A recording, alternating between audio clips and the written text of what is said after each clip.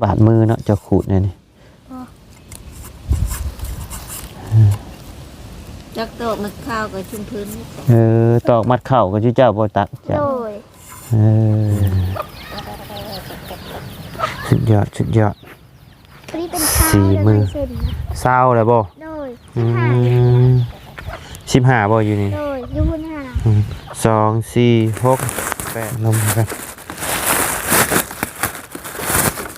แล้วนะว่าซื้อมาฝากขอบใจเลย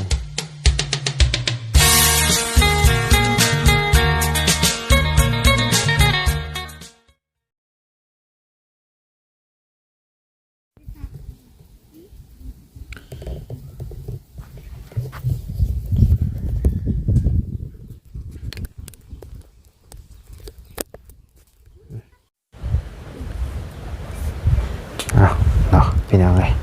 ทักทายกับสบายดีเด้อเนาะพ่อแม่พี่น้อง FC เบิร์ดจะกูทุกคนเนาะเพราะว่าอยู่ในและต่างประเทศก็ยินดีต้อนรับเข้าสู่ช่องบ่ไรคือเก่าพี่น้องพบเจอกันอยู่บ้านน้องอึ่งน้องตันเพิ่นเนาะพี่น้องเลยวานนี้บ่ได้เข้ามาซ้ำพี่น้องเลยโดยสบายดีสบายดีไว้หนามาหน้าทั้งนี้ก็ได้ละจักตอกเห็นยังไงตอกมัดหัวโอ้หัวสวนบ่โอ้บัวได้ใส่ตะปูตอกเนาะเอาตอกเอาเนาะจับมัดเลยไว้หนามาพี่เจ้าล่ะ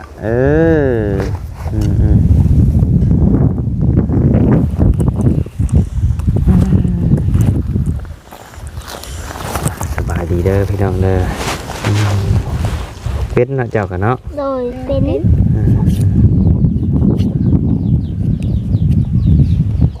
ใช่พอจะยังบ่มาบ่เพิ่นไปตัดไม้คำบ่แล้วเพิ่นมาคำบ่โดยไม่เป็นยังบ่ทันแล้วบ่ยังมื้อนี้อ่ะเพิ่นแล้วอื่นก็ไปตัดเสาอื่นเพิ่นก็ไปตัดเสาโดยอื่นไปตัดเสาเนาะโดยเพิ่นแก่มาแล้วบ่แป้นแก่มา9แผ่นโดยยัง13พอป่ะยัง13แผ่นโดย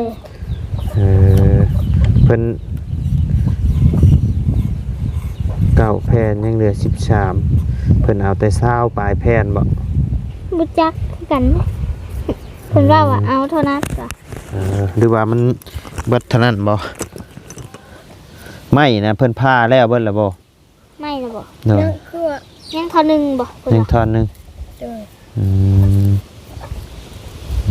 เพราะว่ามันอยู่ไกลพี่น้องทั้งบ่ได้กะบ่ได้ไปมาให้พ่อตันมัดต่อมาตีที่โป่งแม่อะไรนะเบิ่ง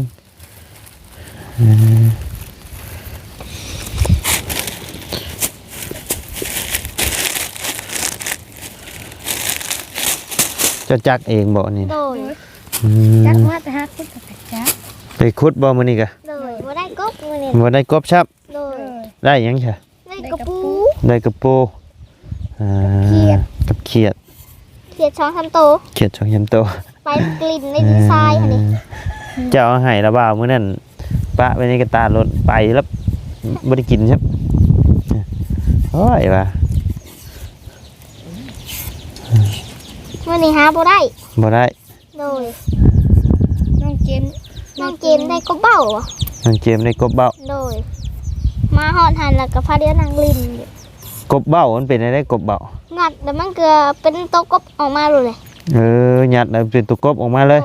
แบบมันปั้นเบ้าอยู่แบบเป็นโพงๆเห็นบ่เป็นยังบาดมือเลยบริบาทได้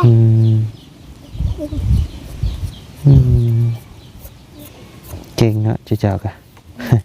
จักต่อใช้เช็ดทั่วใช่มัดทั่วชวนพักอะวานพักอ๋อนี่บ่ใช้เกล็ดแรกหมูเศร้านี่ว่าชิจุดกองใหญ่นะพวกแล้วจุดกองใหญ่กองใหญ่ทั่วพัก พัก เราแก้วเข้ามาหาอยู่บ่บาน บ่เพิ่นบ่ได้เข้าเลย บ่ได้เข้าใช่ไหม เขาจะบ่าวเอ็นบ่ บ่เอง บ่แอน โดย บ่แอนก็ไป ก็เป็นยิงได้ ผู้หญิงบ่ โดย อืม จัก เพิ่นบ่ได้บอกชื่อบ่ บ่ บ่ได้บอก อืม แต่มียิง มีหญิงขับรถใหญ่มาบ่ โดยเขารถใหญ่นะ อืมน่าจะเป็นแม่บุญธรรมจักรชื่อสาบุญบ้านเฮาครับบ่เพิ่นชื่อบุญบ่ บ่บ่จัก เพิ่น เพิ่นบ่ได้บอก เพิ่นบ่ได้บอกเนาะ โดย อืม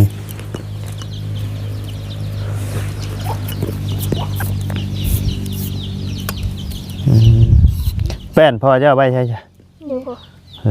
อ ไม่เช่นแล้วก็เอามาหาได้บ่คืนจะ อืม เพราะว่ายังอยู่วันนี้สิแก้มากทำเลย อืม แก้มาอีกกับอันยังตัดอีกสิปลายแพร่นะ โดย แล้วก็ตัดเสามืออื่นน่ะ โดย แล้ว อืมอืม แพง ถือว่าไวเยอะแล้วเนาะ แล้วเพิ่นว่ายังไม้เนี่ยยังช้อนหนึงเพิ่นว่าแล้วก็มันน่ะว่าเมื่อวันไรแล้วเพิ่นว่าอันขอเอาผ้ากระตาดบ่ได้บ่เพิ่นว่าใส่ทิ้งนะเพิ่นว่า ขอพากระตาด เด้อ เพราะว่าเพิ่นยังได้เป็นพากระตาด ผ้ากระตาดใส่ทิ้งเยอะอันเพิ่นน่ะตัวไม้ช้อนนั่นน่ะเพิ่นเยอะเอามือใส่หื้นว่าสิ อ๋อตัวไอ้แป้นนะเพิ่นอยากเอาเมื่อใช้เฮือน โดยตัวติดช้อนนั่งช้อนหนึงแล้วเอา เออเอากะแล้วแต่ท่านที่เจ้าอยากได้เป็นพากระจาดกะเป็นพากระจาด แต่เพิ่นว่าอันว่านำเด็กบ่ไล่เด้อว่าเพิ่นว่าพ่อมันนั่นเยอะตัวนั้นน่ะยังมือเช็ดแป้นหื้น โอ้อยากเอาเมื่อใช้เฮือนตัวมันงามเนาะ โดยตัวมัน โดย มันนั่งช้อนหนึงแล้วอ่ะ อืม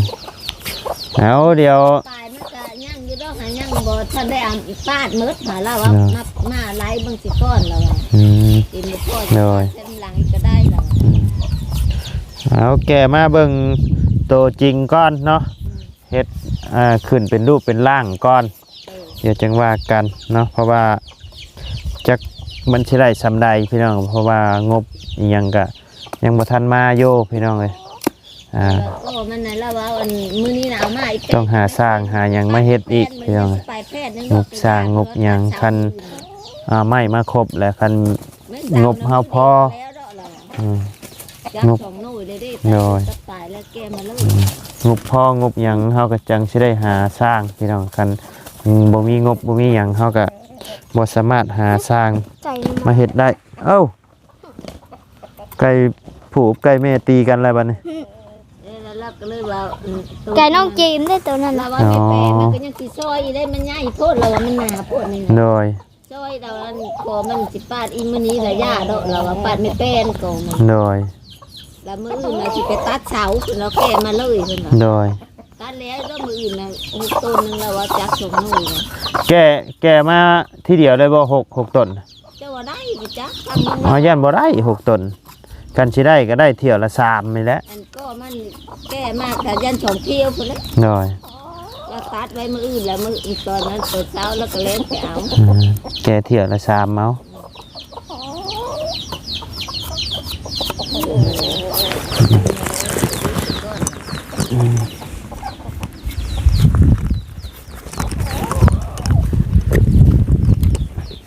ไม่ยังจะเอามาจัก ในบ้าน ให้วัด เลย เอาไว้ใช่ไหมวัด พอน้องเกมเอามาให้ อืม เพิ่นไปดงเด้ พ่อน้องเจมส์มันนะ โดย โอ้เราดีขึ้นแล้วบ่ เราใครในแล้วเราอะ เราใครในแล้ว โดย อืม หายัง อื ลูก มอืมอืมแสดงว่าเราก็ดีขึ้นแล้วเสียเนาะ ดู กิน หน้าเบาหวานซื่อนี่นะ เฮ้ยเขาเอาเพื่อน ลุงขายได้เพิ่งกัน เขาขอเอาซื้อนะ100,000 เออ บ่ให้เขาสิจูดไทยถิ่นอยู่แล้ว เออเอาไว้ลุงมาดูหน้าผมบอกรถพอดไป3คันมื้อนี้จะไปของไปได้เนาะว่ะ เบิดแล้วบ่ ปลูกยังอยู่ปลูก รถ มัน พอด ยัง ไป ไม่ได้ไป 3 ตัด คัน เอา กูได้มื้อ อื นี้นะ ม ไปดูหน้าผู้ใดเฮาว่าไปดูชูผู้ใด ม่วนบ่อืม เอาว่าไม่ได้ก็ไปดูชูเขา ใครกลัวนางเด่นติอืม น่าตะคุดแล้วก็กินข้าวแล้วก็ มาจักเลย กินข้าวกันยัง เข้ากับปลาปลา ปองปลาบ่แสนชื่อมาให้อันบ่ โดย เบิดแล้วบ่ ยัง ยังอยู่ แล้วก็อีแม่พัดเห็ดข้าวพัดให้กิน เฮ็ดข้าวผัด โดย อืม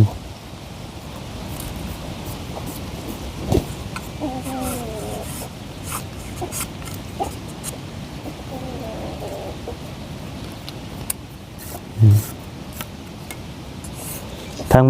บ่แก้วบ่ได้เข้ามาติ บ่เพิ่นบ่ได้เข้ามา เราก็ยากเบี้ยพี่น้องได้ยินแล้วว่ากับว่าไรนะเรายากเบี้ยเพราะว่าเราเฮ็ดเบี้ยเราเป็นทหารเนาะพี่น้องเลยเวลากะญาติเวลามาช่วงแรงเอาเรากะพี่น้องเลยสู่ชนขนาดเรากะพี่น้องเลยเดี๋ยวเบี้ยแล้วงานก็ออกมาเนาะ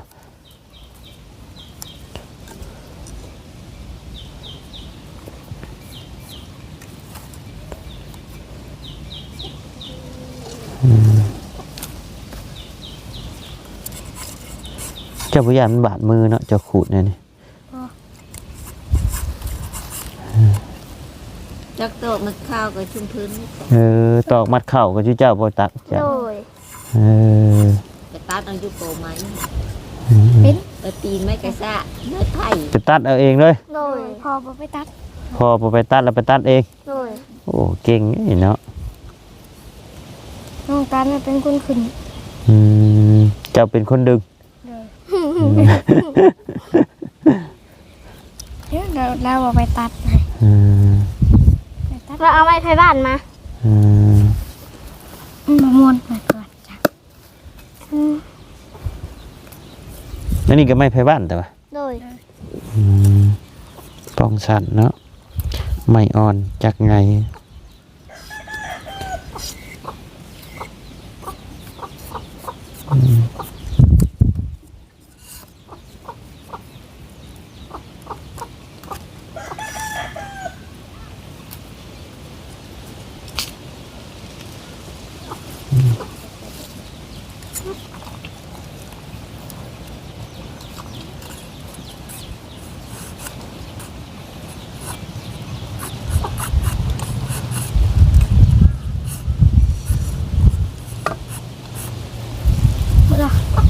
เรียบร้อย โดย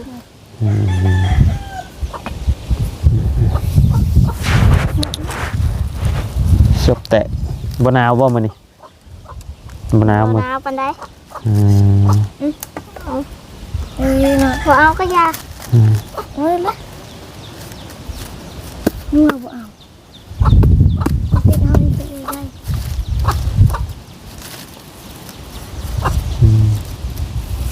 ชุดเจ้าอยู่ในนี่ก็บ่คิดอยากเมื่อเข้าคงหำคงเฮียนบ่ เงินอยู่ อยากเมื่ออยู่ เลย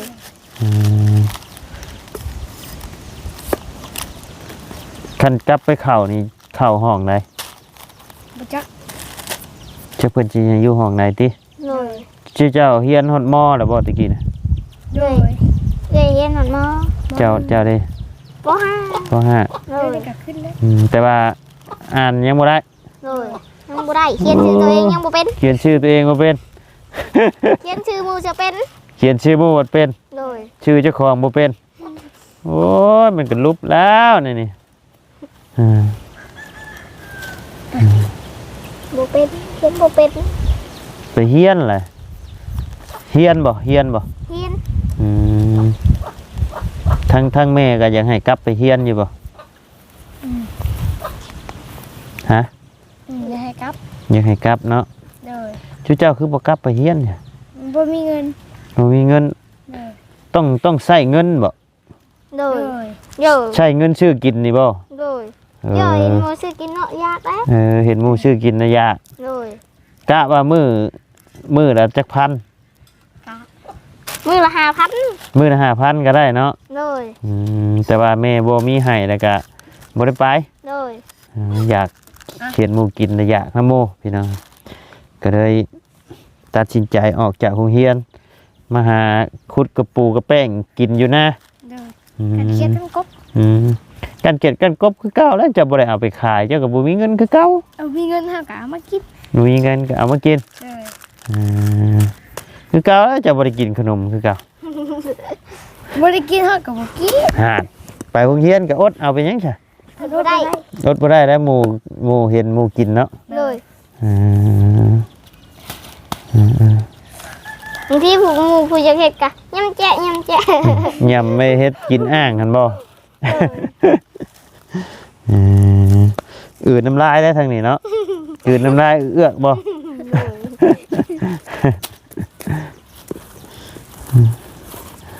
ป้าสะพาระบาวยางเลาะเบิ่งไม่แป้นนะป้างามบ่งามสำใดไม่แป้นแล้วนี่พี่น้องเอ้ย เริ่มเอาไปเลย พี่น้อง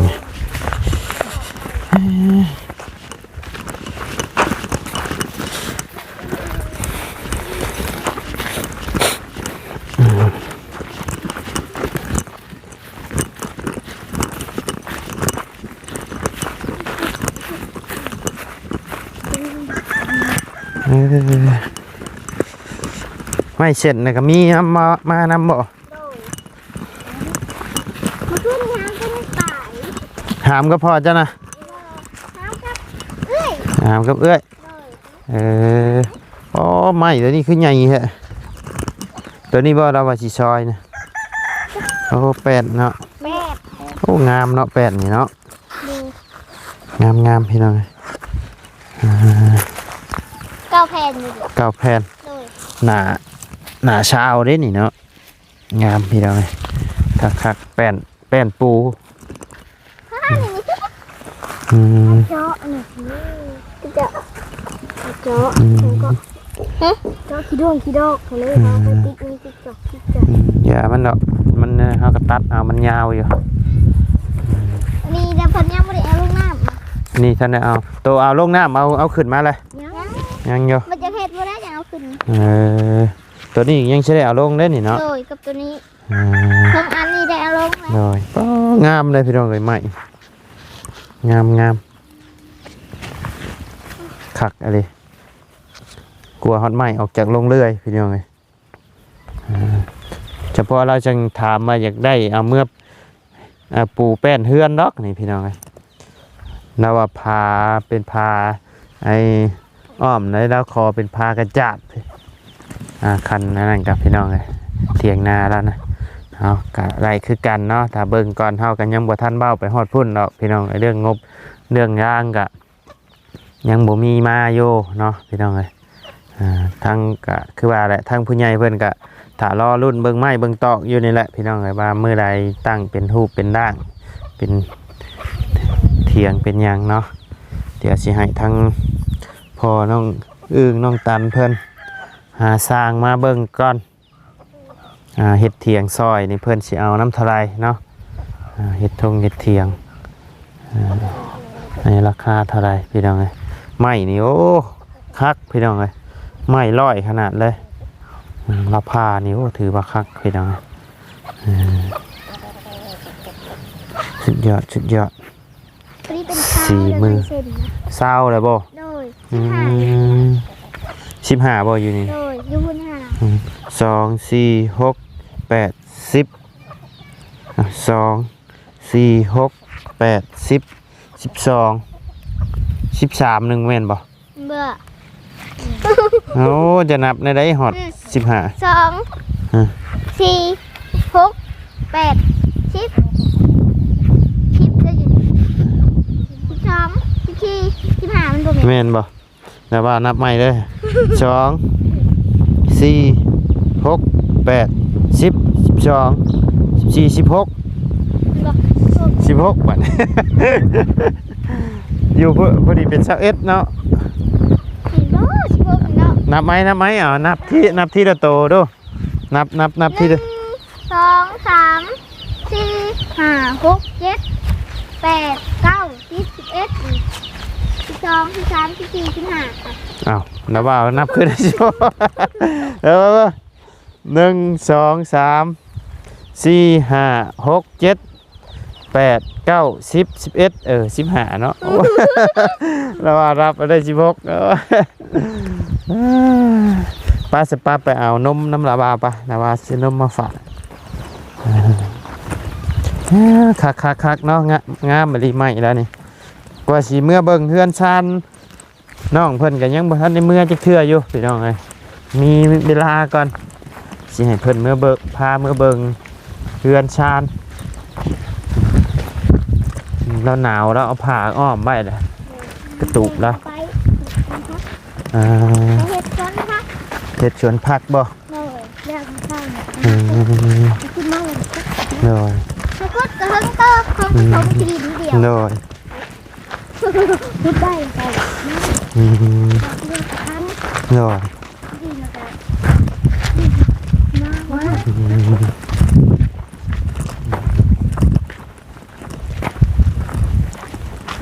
กินอยู่บ่นมในกระซอยนี่ กิน กินอยู่เนาะยันมาบ่กิน